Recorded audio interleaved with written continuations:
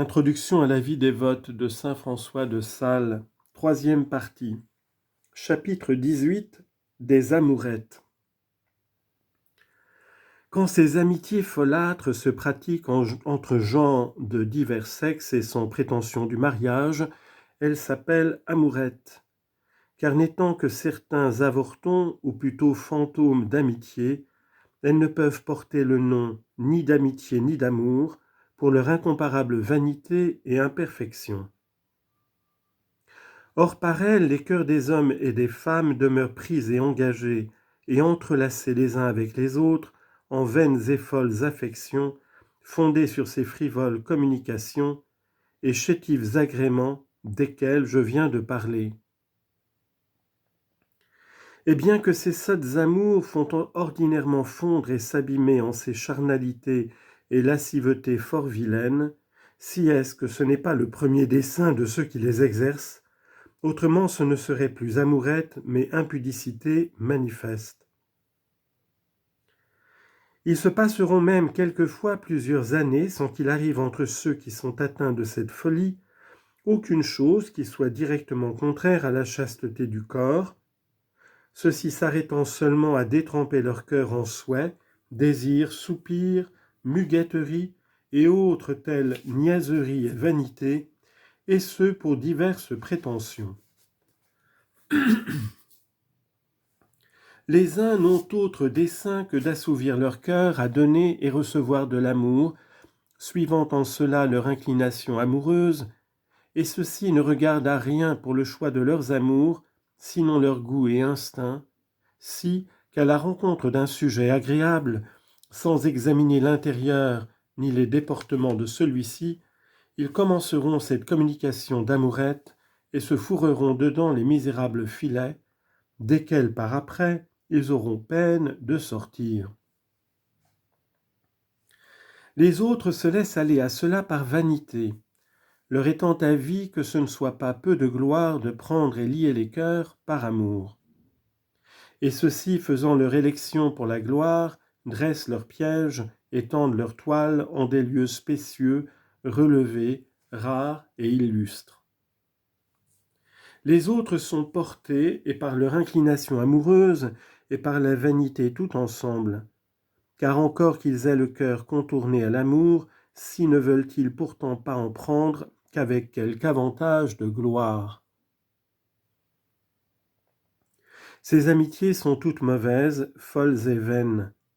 Mauvaises d'autant qu'elles aboutissent et se terminent enfin au péché de la chair et qu'elles dérobent l'amour et par conséquent le cœur à Dieu, à la femme et au mari à qui il était dû.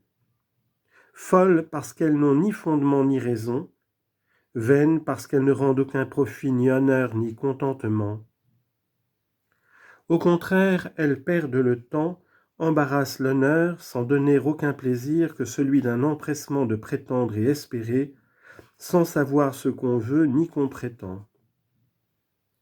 Car il est toujours avis à ces chétifs et faibles esprits qu'il y a je ne sais quoi à désirer dans les témoignages qu'on leur rend de l'amour réciproque, et ne saurait dire que c'est, dont leur désir ne peut finir, mais va toujours pressant leur cœur de perpétuelle défiance, jalousie et inquiétude.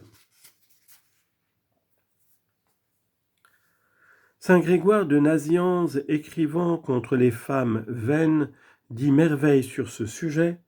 En voici une petite pièce qu'il adresse voirement aux femmes, mais bonne encore pour les hommes. Citation. Ta naturelle beauté suffit pour ton mari, que si elle est pour plusieurs hommes, comme un filet tendu pour une troupe d'oiseaux, qu'en arrivera-t-il ? Celui-là te plaira, qui se plaira en ta bonté. Tu rendras œillade pour œillade, regard pour regard. Soudain suivront les sourires et petits mots d'amour, lâchés à la dérobée pour le commencement. Mais bientôt on s'apprivoisera et passera-t-on à la cajolerie manifeste. Garde bien aux malangues parleuses de dire ce qui arrivera par après. Si dirais-je néanmoins encore cette vérité, rien de tout ce que les jeunes gens et les femmes disent ou font ensemble en ces folles complaisances n'est exempt de grands aiguillons. Tous les fatras d'amourettes se tiennent l'un à l'autre et s'entresuivent tous, ne plus, ne moins qu'un fer tiré par l'aimant en tire plusieurs autres consécutivement. Fin de citation. Oh, qu'il dit bien ce grand évêque! Que pensez-vous faire? Donner de l'amour? Non pas, mais personne n'en donne volontairement qui n'en prenne nécessairement. Qui prend et prie en ce jeu? L'herbe aproxis reçoit et conçoit le feu aussitôt qu'elle le voit. Nos cœurs en sont de même. Soudain qu'ils voient une flamme enflammée d'amour pour eux, ils sont incontinents, embrasés pour elle. J'en veux bien prendre, me dira quelqu'un, mais non pas fort avant. Hélas, vous vous trompez. Ce feu d'amour est plus actif et pénétrant qu'il ne vous semble. Vous cuiderez n'en recevoir qu'une étincelle, et vous serez tout étonné de voir qu'en un moment, il aura saisi tout votre cœur, réduit en cendres toutes vos résolutions, et en fumée votre réputation. Le sage s'écrie: qui aura compassion d'un enchanteur piqué par le serpent? Et je m'écrie après lui: ô folle et insensée, cuidez-vous charmer l'amour pour le pouvoir manier à votre gré? Vous voulez jouer avec lui, il vous piquera et mordra mauvaisement, et savez-vous ce qu'on en dira?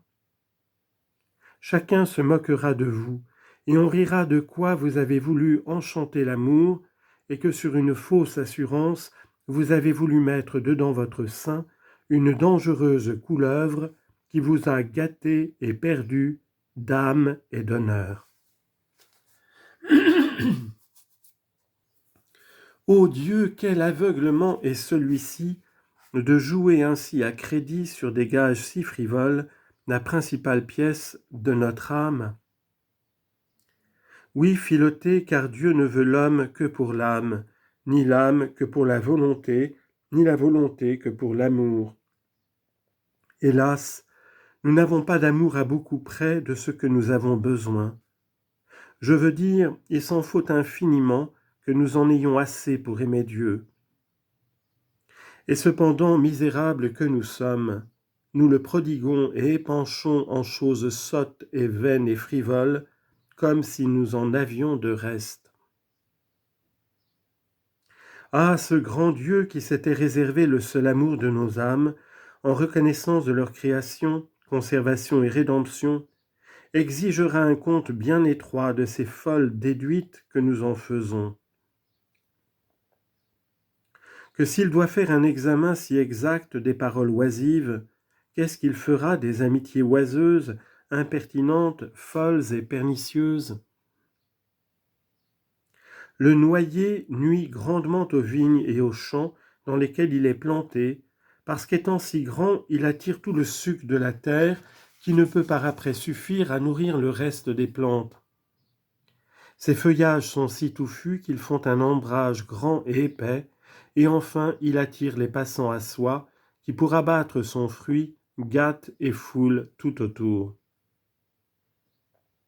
Ces amourettes font les mêmes nuisances à l'âme, car elles l'occupent tellement et tirent si puissamment ses mouvements qu'elle ne peut par après suffire à aucune bonne œuvre. Les feuilles, c'est-à-dire les entretiens, amusements et muguetteries sont si fréquentes qu'elles dissipent tout le loisir. Et enfin elles attirent tant de tentations, distractions, soupçons et autres conséquences que tout le cœur en est foulé et gâté. Bref, ces amourettes bannissent non seulement l'amour céleste, mais encore la crainte de Dieu, énervent l'esprit, affaiblissent la réputation. C'est en un mot le jouet des cours, mais la peste des cœurs.